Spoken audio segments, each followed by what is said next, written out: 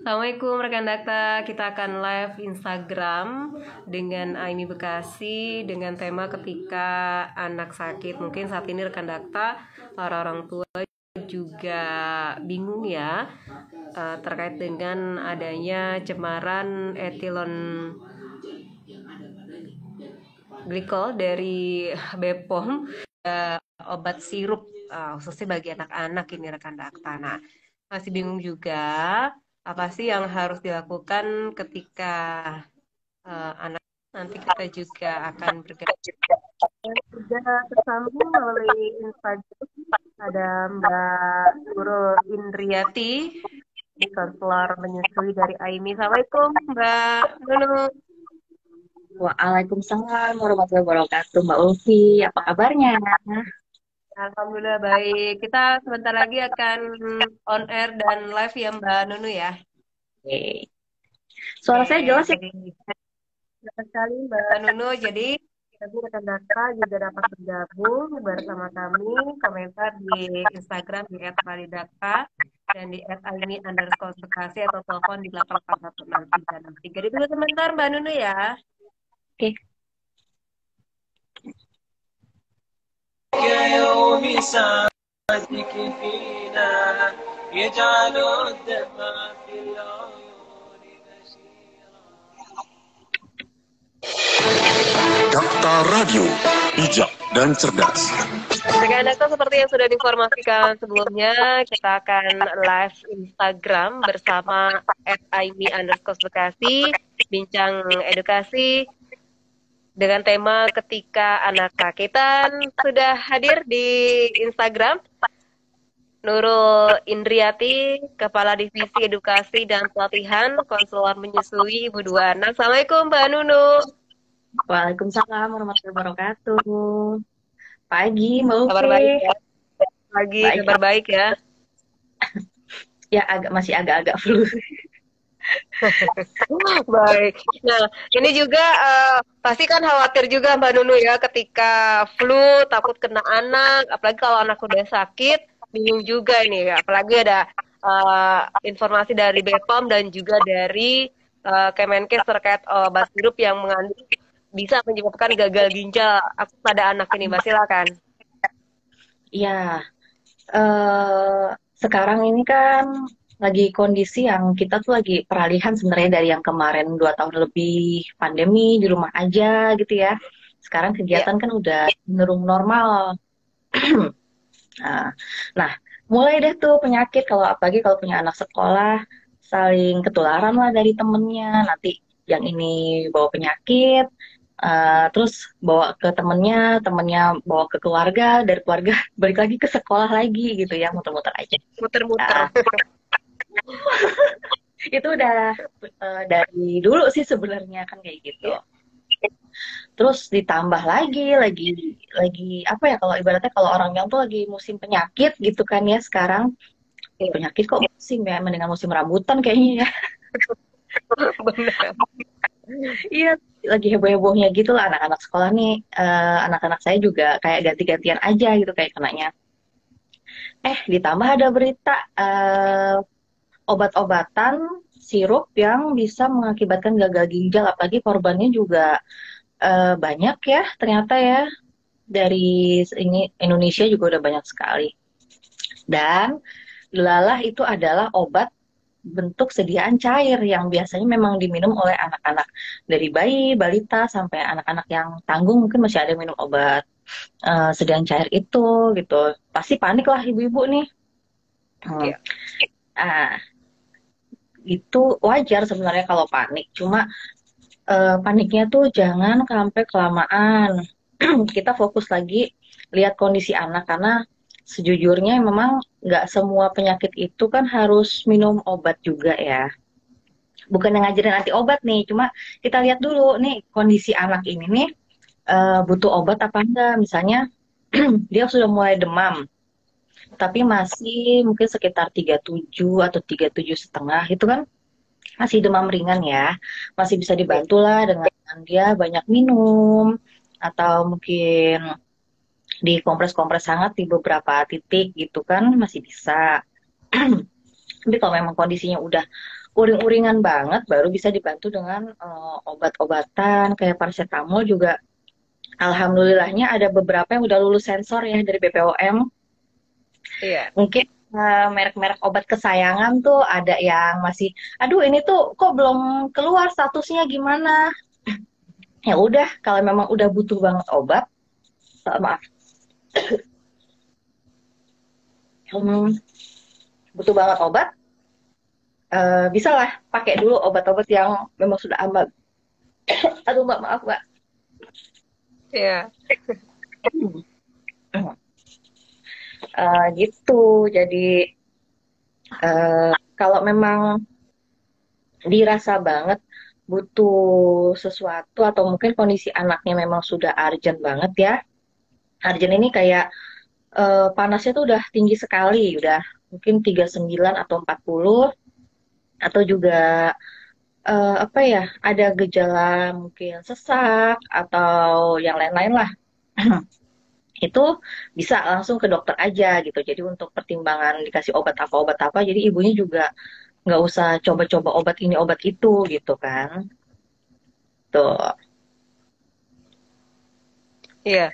Nah, apakah Aimi juga diberondong pertanyaan dari para netizen terkait dengan hal ini, Mbak Nunu? Ya, pasti. Pasti adalah pertanyaan. Aduh, kalau bayi, nah apalagi nih kalau bayi dan ini orang Iya. tua banget ya Mbak ya, tuh pasti ngeblank sih. Saya juga pernah ngerasain.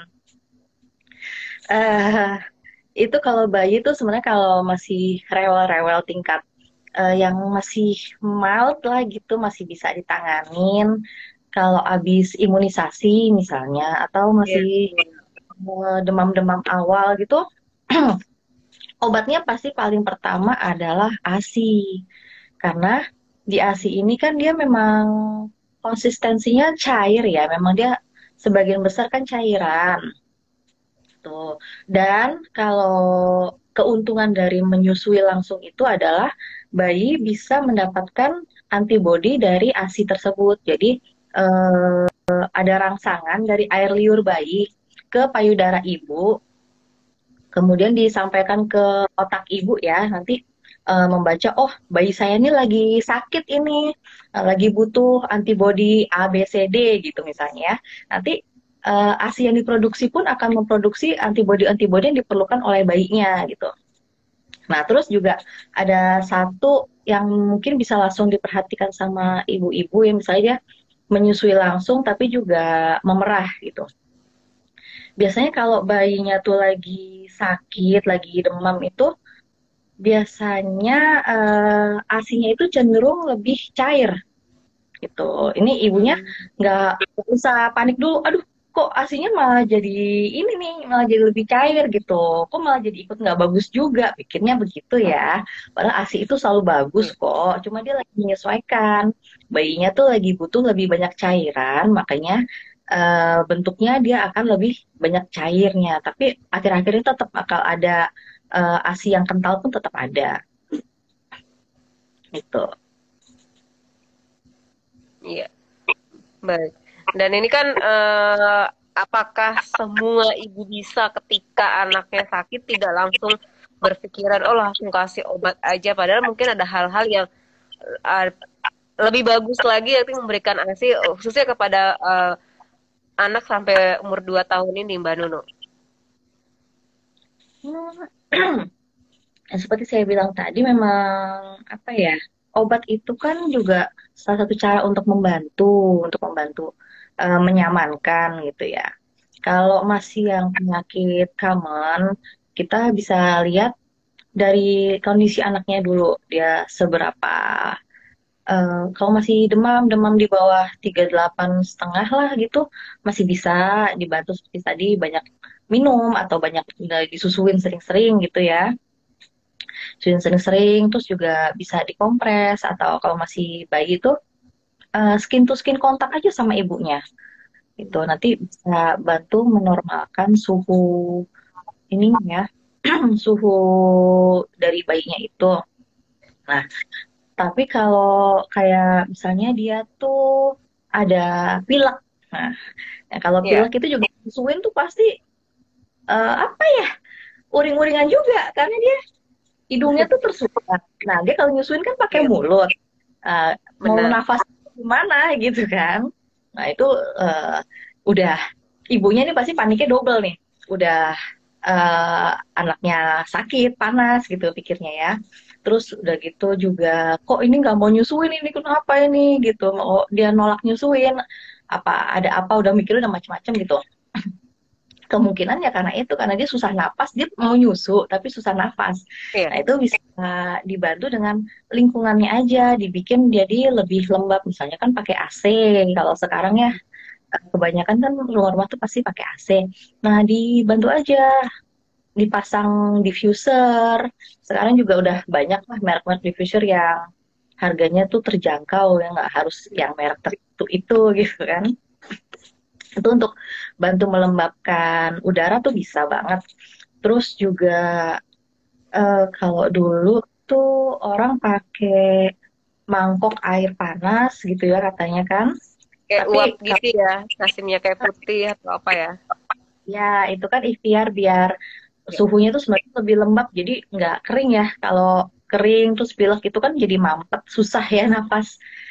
Kita aja yang orang tua tuh pasti nggak nyaman dengan keadaan seperti itu, apalagi anak-anak yang dia tuh juga nggak bisa bilang saya sakitnya di mana, saya lagi begini begitu, itu dia cuma bisa nangis. Kalau udah begitu orang tuanya juga bingung, ini kenapa, jatuh-jatuhnya panik nanti ujungnya gitu. Hmm. Nah kalau air panas itu bisa, cuma aku tuh kurang menganjurkan sih sebenarnya ya, karena ada beberapa kasus yang malah lagi uapnya lagi panas-panasnya, terus mungkin ibunya lagi tergesa-gesa ngapain, akhirnya jadi tersenggol. Ada bahaya juga ya sebenarnya, takut air panas itu nanti bisa kena ke bayinya.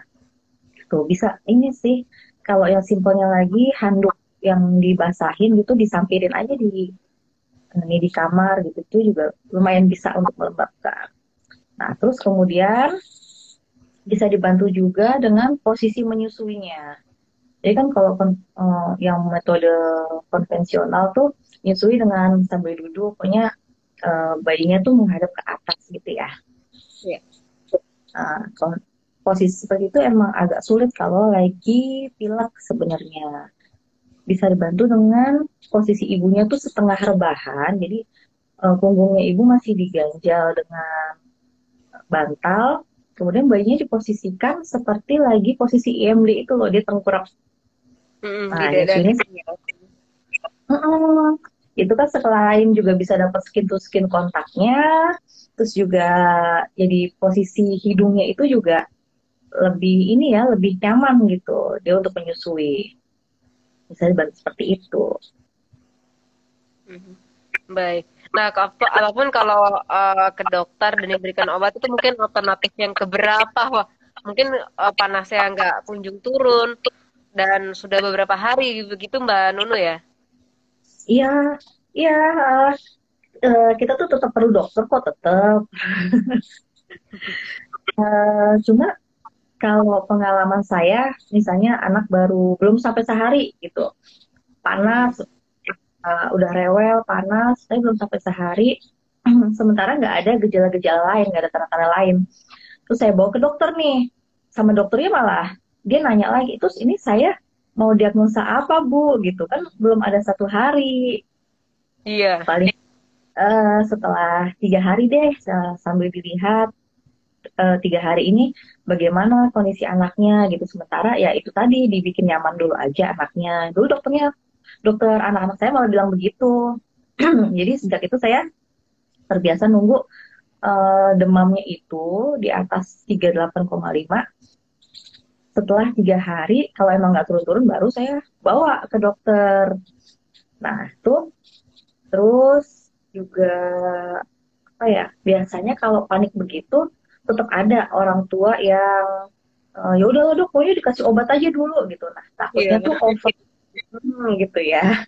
Takutnya over treatment, malah mendapatkan treatment yang sebenarnya tuh nggak dibutuhin. Dan balik lagi, semua obat itu memang bermanfaat untuk kondisi kondisi tertentu, tapi juga pasti ada efek sampingnya. Nah itu mungkin dokter juga ngasih wanti-wanti seperti itu ke saya tuh biar ya kalau nggak perlu obat tuh nggak usah juga gitu. Lagi juga kalau anak dibawa ke rumah sakit, namanya udara rumah sakit itu kan kotor ya, Iya. tuh banyak penyakit juga. Kasihan lah kalau anak-anak bayi itu harus sering terpapar udara seperti itu gitu. Nah, tapi juga jangan sampai lengah juga. Jadi sambil kita menunggu gitu ya, kalau kata dokternya observasi dulu di rumah sambil kita menunggu, kita perhatiin misalnya belum 3 hari tapi anaknya tuh ada tanda sesak, Mbak. Sesak tuh apa ya? Dia nafasnya tuh pakai perut yang dia cenderung cekung itu kelihatan banget ya naik turunnya, dan frekuensi itu cepat sekali gitu. Terus juga di hidungnya mungkin kelihatan kayak kembang kepis, kelihatan mah susah bernapasnya tuh juga udah perlu langsung dibawa ke rumah sakit gitu. Atau dia tuh rewel banget, mungkin kelihatan perutnya tuh keras gitu ya. Biasa penyebab anak rewel apa sih, kan dia nggak bisa ngomong ya sakitnya di mana ya kalau bayi. Mungkin kalau udah balita udah lebih besar, udah bisa ngomong, oh perut aku sakit atau apa, kepala sakit gitu kan udah lebih enak ya.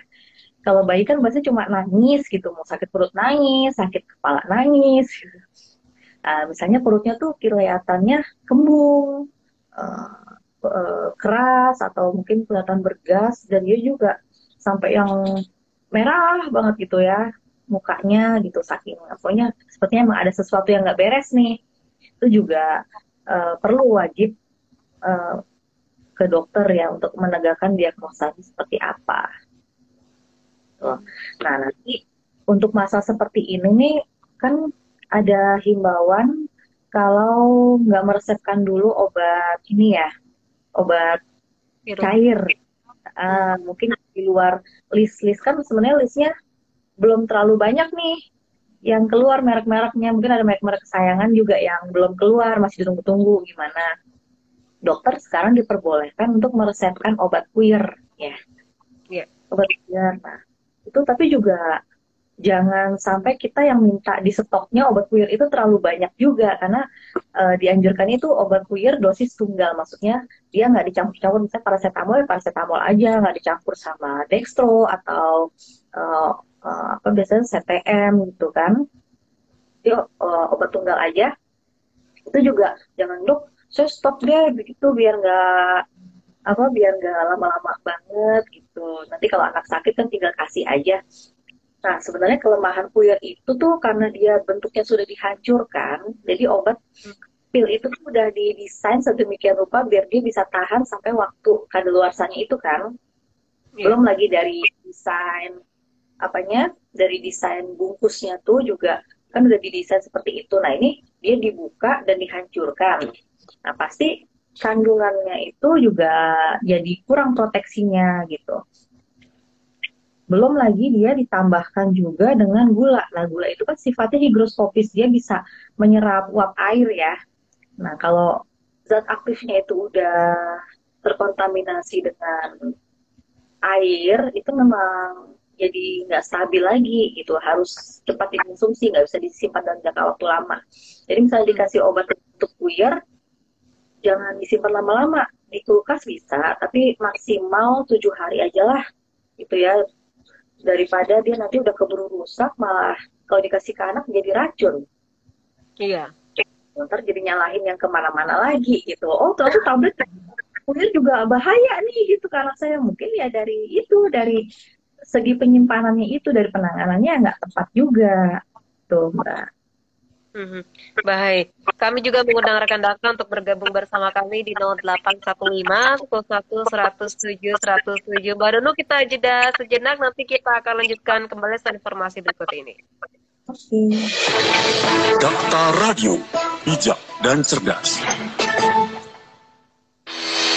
Extra food adalah sirup yang mengandung banyak buah dan sayuran yang mengandung banyak manfaat untuk tubuh. Komposisi extra food antara lain yaitu habatus sauda, beras hitam, kurma, blackberry, rosella ungu, daun sirsak, bayam merah, rosella merah, zaitun, kurkuma, stroberi, dan wortel. Komposisi tersebut memiliki banyak manfaat dalam tubuh seperti memperkuat daya imun anak dan dewasa sebagai antioksidan, sebagai multivitamin, serta sebagai suplemen atau vitamin yang baik dalam tubuh. Extra food ini sangat cocok dikonsumsi baik dari kalangan anak-anak maupun kalangan dewasa. Komposisi extra food merupakan herbal yang telah dianjurkan oleh Rasulullah Shallallahu Alaihi Wasallam. Herbal inilah yang akan menjadi suplemen atau vitamin dalam tubuh ketika kita mengkonsumsi setiap harinya.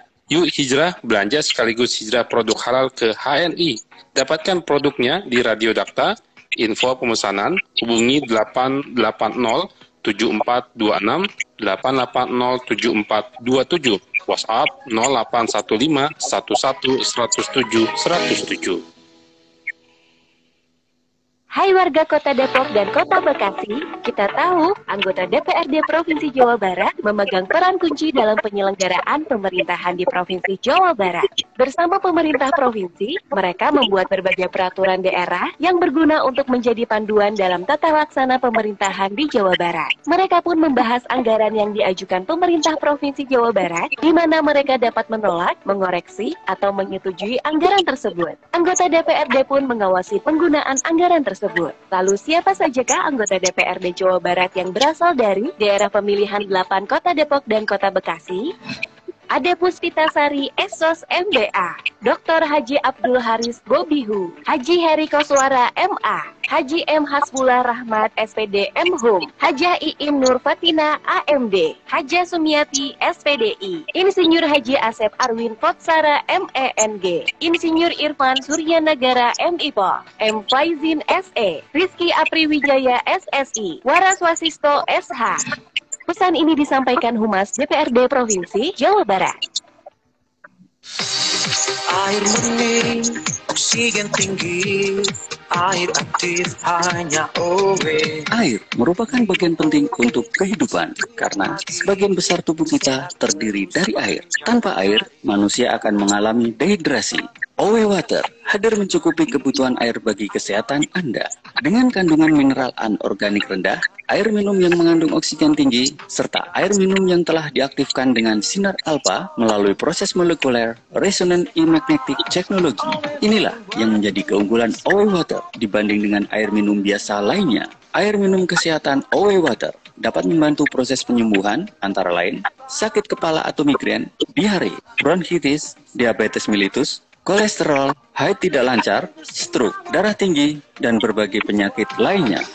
Harga OW Water Rp250.000 per dus dengan isi 25 botol. Informasi dan pemesanan hubungi call center 021 8807426 atau 8807427, WA 0815 11 107 107. OW membuat lebih sehat, OW membuatmu bersemangat, OW membuat lebih kuat, OW membuatmu lebih hebat.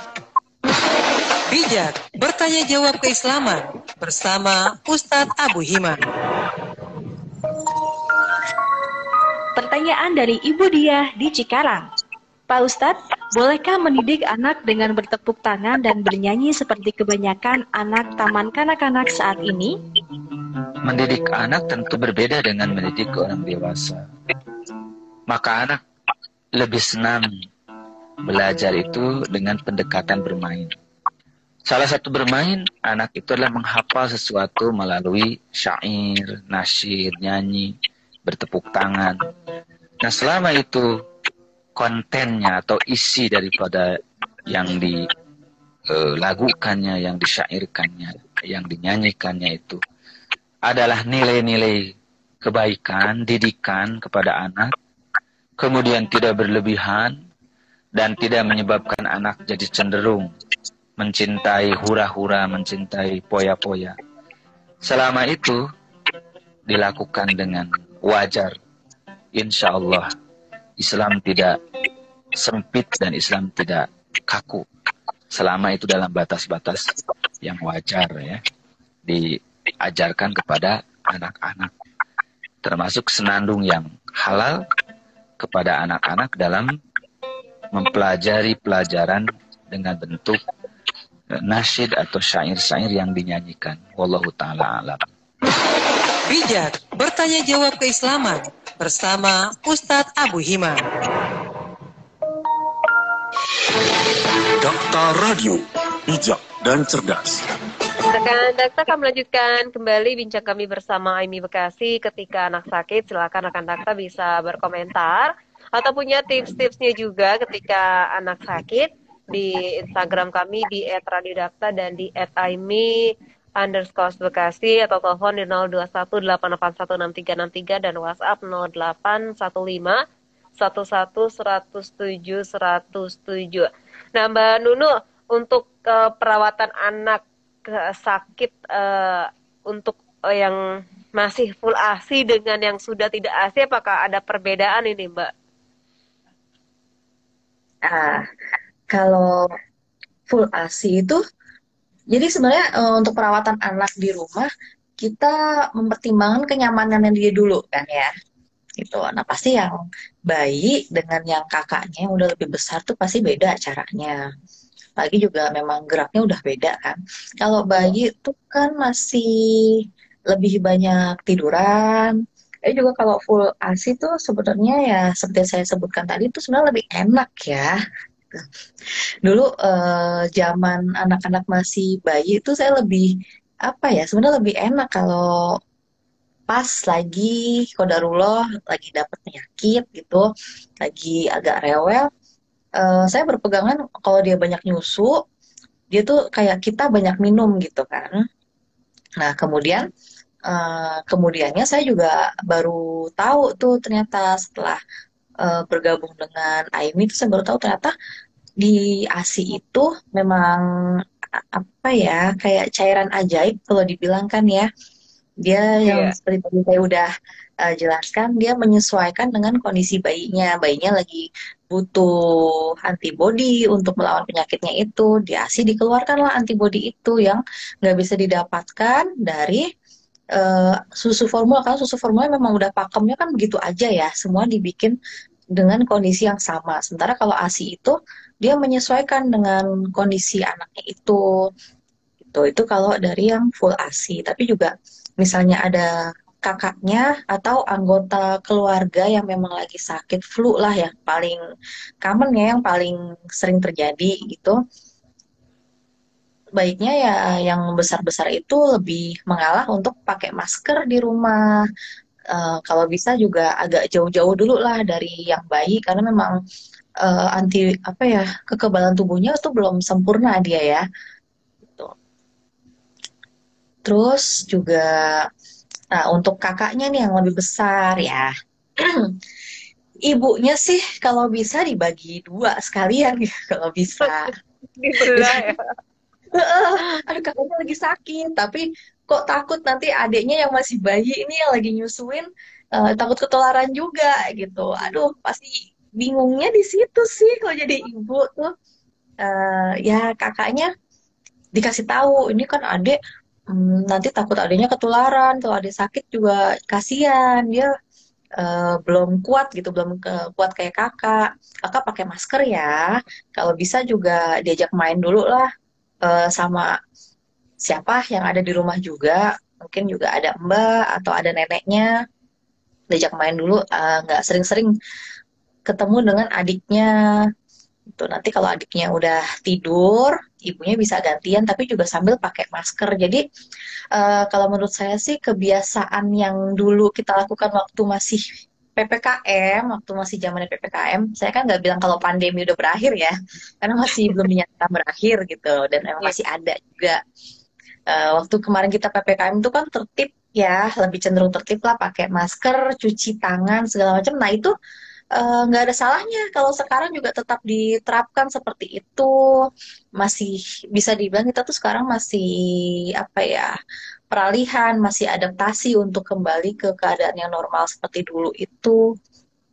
Tuh jadi kakaknya kalau sekolah tetap pakai masker tuh lebih baik gitu. Misalnya nanti ada temennya yang batuk-batuk kan ya, namanya anak-anak.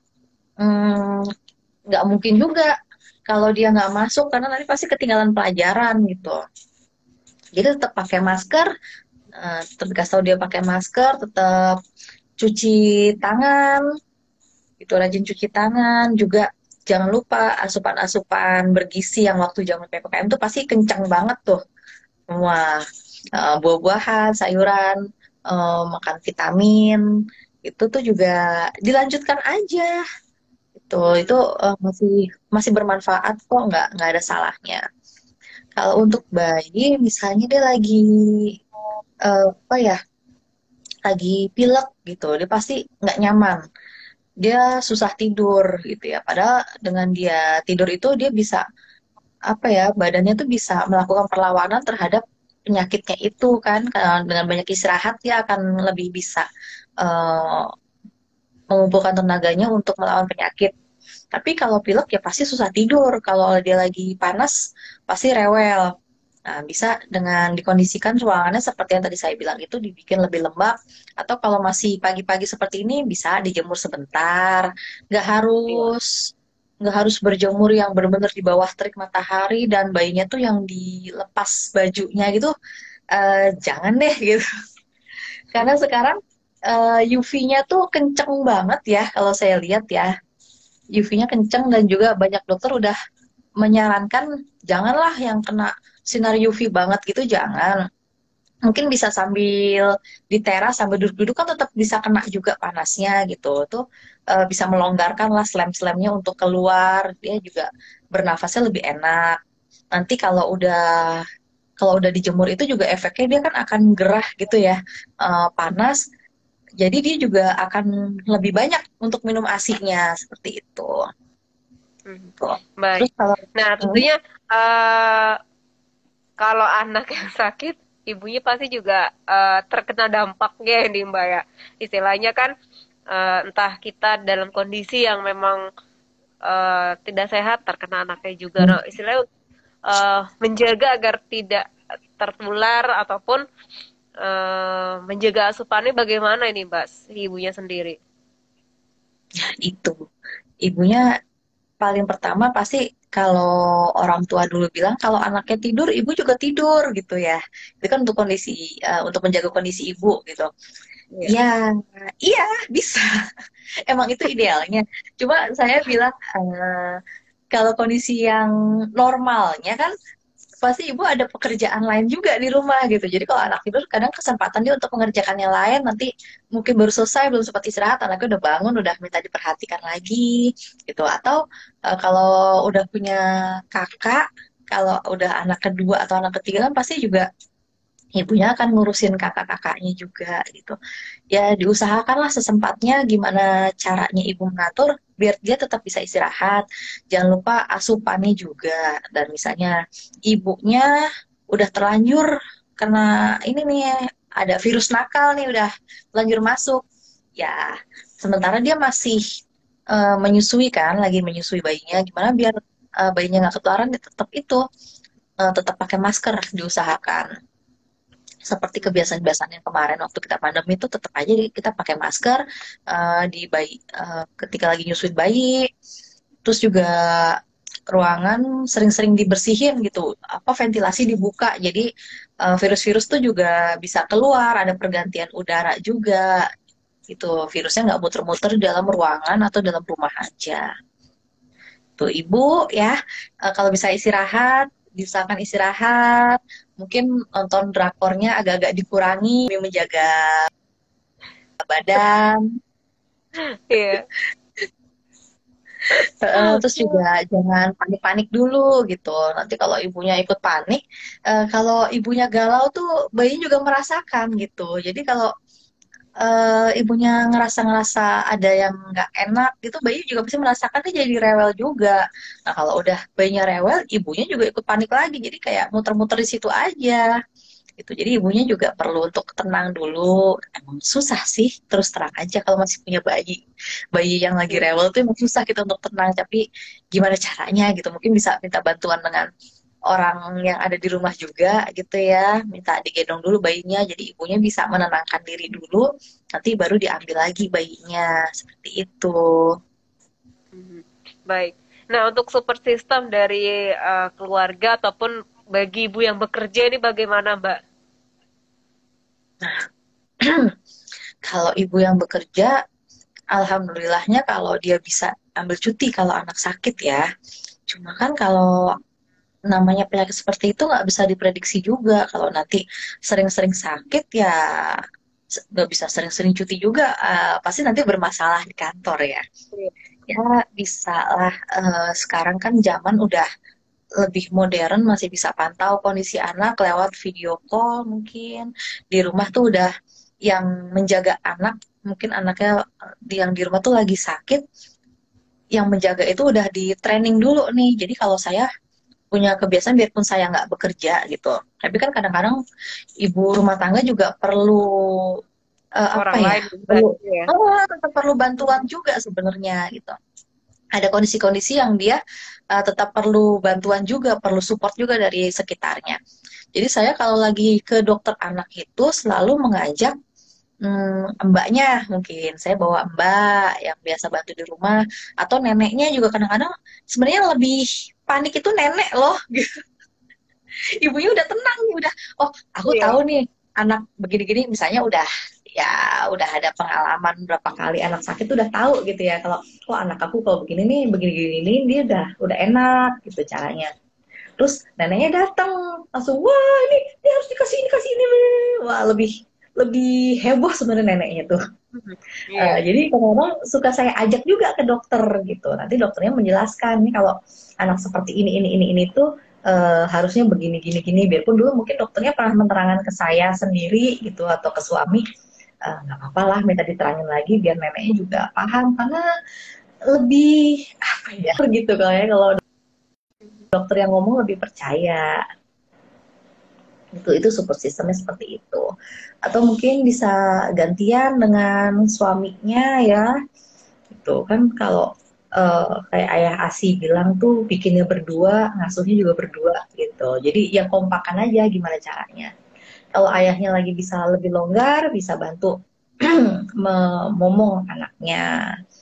Tuh, tapi kalau ayahnya sakit ya tolong jangan deket-deket anaknya dulu juga. Atau mungkin ayahnya ini ngerokok gitu. Mungkin kalau ada beberapa anak bayi yang ternyata dia tuh sensitif sekali dengan asap rokok. Jadi mungkin ayahnya emang nggak merokok di dekat anaknya itu gitu.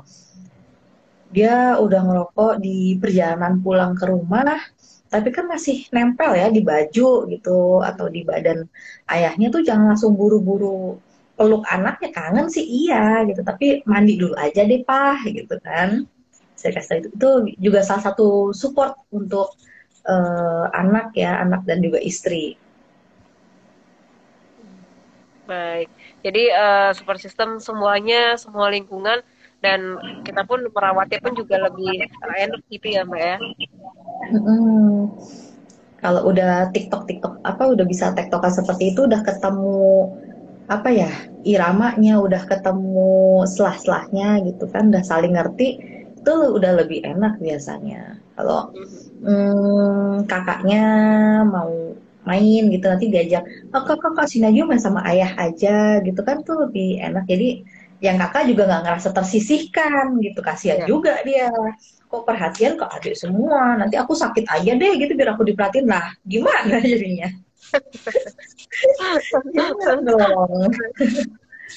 Mbak, kadang-kadang kan orang tua jangan terlalu obat terus nih, mungkin untuk udah anak-anak yang agak besar itu kasih yang tradisional begitu Mbak, ini boleh atau tidak?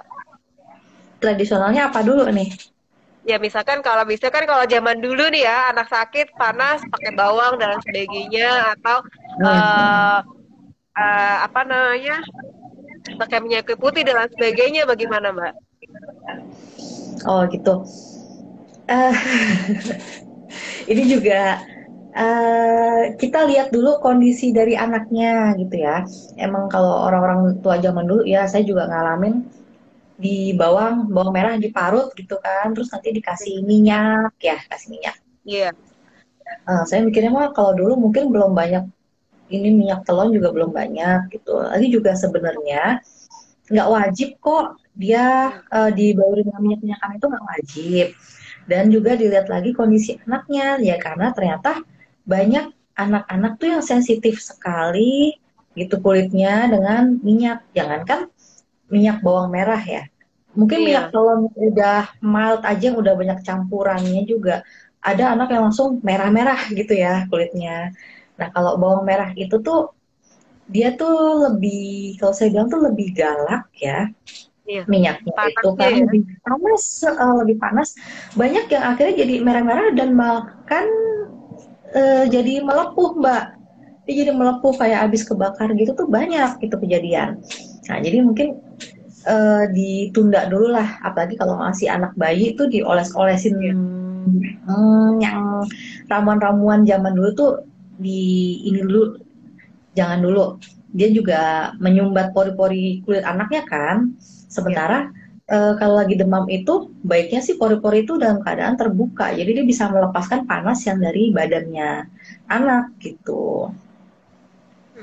Saya banyak loh yang curhat abis diborehin itu gitu sama kata neneknya diborehin, anak saya malah jadi kulitnya jadi mengelupas tuh banyak Mbak kejadian.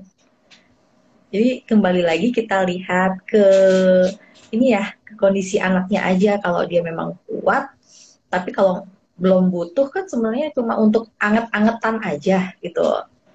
Anget-angetan tadi kan udah banyak caranya, bisa dengan dijemur atau dengan eh, kondisi di ruangan tuh dibikin nggak nggak kering, dibikin lebih lembab itu kan juga bisa sebenarnya.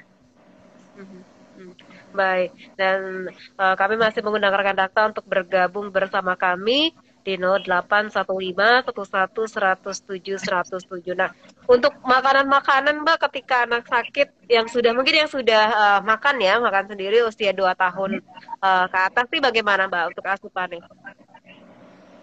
Asupan ya pasti gini, waktu kemarin kita masih di masa-masa PPKM tuh pasti semua menjaga asupan makanan ya. Pasti langsung buah-buahan dimakan.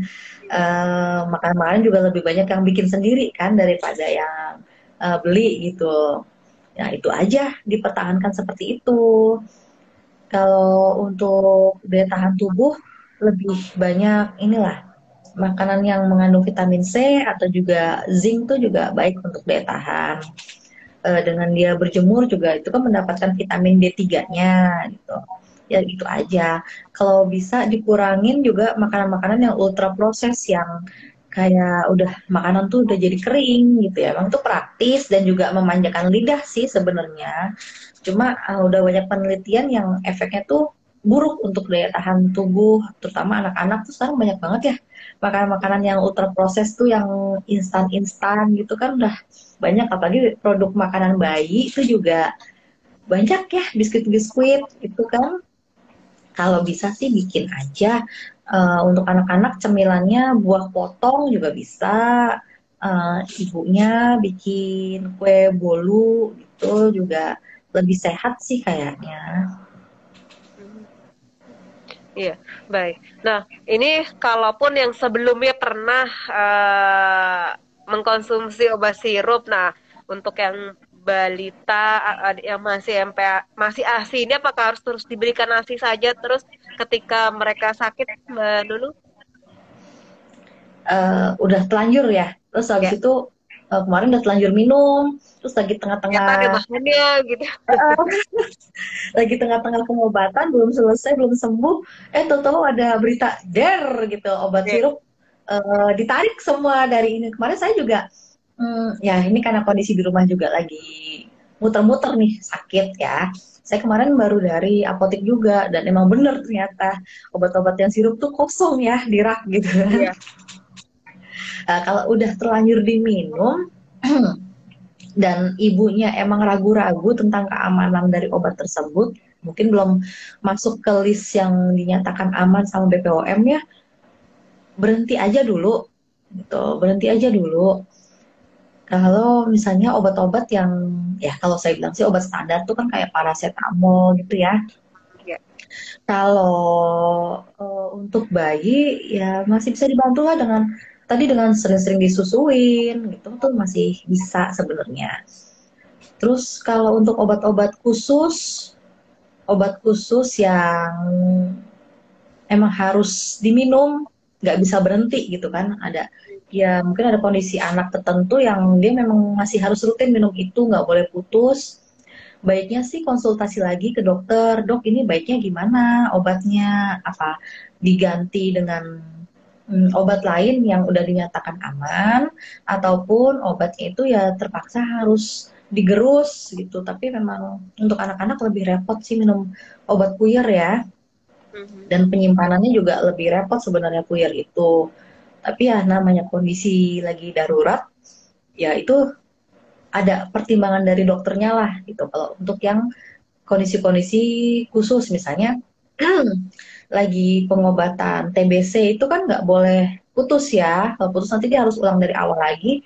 Nah itu tuh langsung deh konsultasikan lagi dengan dokternya baiknya bagaimana gitu. Ingat ibu jangan panik dulu, jangan langsung stop terus anaknya juga nggak dikasih obat lagi sebenarnya dia tuh masih butuh obat tersebut tuh, itu baiknya sih jangan gitu karena dokter juga Ya. pasti mempertimbangkan Nah, kali kalau untuk yang masih full ASI, Mbak Nunu ketika sakit sudah harus dibawa ke dokter, ternyata dikasih puyer. Nah, bagaimana untuk meminumkannya nih? Ya jadi pasti pertimbangannya tuh takut nanti oh berarti ini udah nggak full ASI begitu kan ya. Karena kondisinya lagi seperti ini terpaksa. Misalnya memang kondisi anak ini, kondisi bayi ini memang mengharuskan dia mengkonsumsi puyer karena kalau dia nggak minum obat nanti kondisinya bisa fatal gitu aja pertimbangannya kan. Ya nggak apa-apa udah diminumkan aja ke anaknya. Puyer berarti harus dicampur dengan air gitu. Nggak apa-apa jadi jangan dicampur dengan ASI, jangan. Sesuai ini aja sesuai dengan cara penggunaannya harus campur dengan air diminumkan ke bayinya gitu. Nanti selang berapa lama bayinya disusuin lagi ya. Itu enggak ini kok nggak membatalkan status ASI eksklusif itu enggak karena memang kondisinya kan tercampur air putih ya. Iya, karena memang kondisinya kan darurat ya kita mikirnya. Karena obat yang drop pun itu juga dia mengandung air, pasti dicampur dengan air juga gitu. Nah memang kita kasih bukan karena ujuk-ujuk kasih gitu kan, tapi kan memang ada pertimbangannya. Memang untuk kondisi anaknya biar dia cepat membaik kondisi penyakitnya gitu. Misalnya kayak dia kondisinya sesak nafas gitu, perlu obat-obatan seperti salbutamol untuk membuka saluran nafasnya ya. Kalau nggak kasih nanti fatal anaknya, nggak bisa nafas. Jadi nggak apa-apa. Tuh. Baik. Nah mungkin apa Mbak himbauan juga kepada para ibu nih terkait dengan hal ini, silakan. Nah jadi memang ini lagi musim penyakit dan qadarullah ternyata juga ada isu-isu yang menggemparkan, isu yang mengkhawatirkan tentang obat yang biasa dikonsumsi anak-anak. Yang pertama dari ibunya terutama jangan panik dulu, gitu, jangan panik. Dilihat lagi kondisi anaknya itu seperti apa, gitu ya. Kalau memang masih bisa ditangani tanpa obat ya baiknya ditangani dulu dengan home treatment segala macam udah banyak lah pasti dokter-dokter sekarang juga udah banyak yang mengajarkan. Nah kalau kondisi anaknya memang apa ya udah ada tanda-tanda kegawat daruratan itu ya nggak ada salahnya untuk dibawa ke dokter untuk diskusi lagi ini penanganannya seperti apa dok, perlu obatnya obat apa, cara minumnya seperti apa tuh jangan lupa untuk ditanyakan. Sampai kapan butuh obat itu, bagaimana cara penyimpanannya, seperti itu kalau lagi konsultasi ke dokter, Mbak. Jadi Baik. intinya jangan panik. Jadi ibu jangan panik. Nanti kalau ibunya panik, anaknya tambah rewel. Gitu. Baik. Mbak Nunu terima kasih sudah berbincang bersama Dakta di pagi ini. Sehat selalu dan sukses untuk kita semuanya. Assalamualaikum warahmatullahi wabarakatuh. Waalaikumsalam warahmatullahi wabarakatuh. Terima kasih Mbak Ulfi.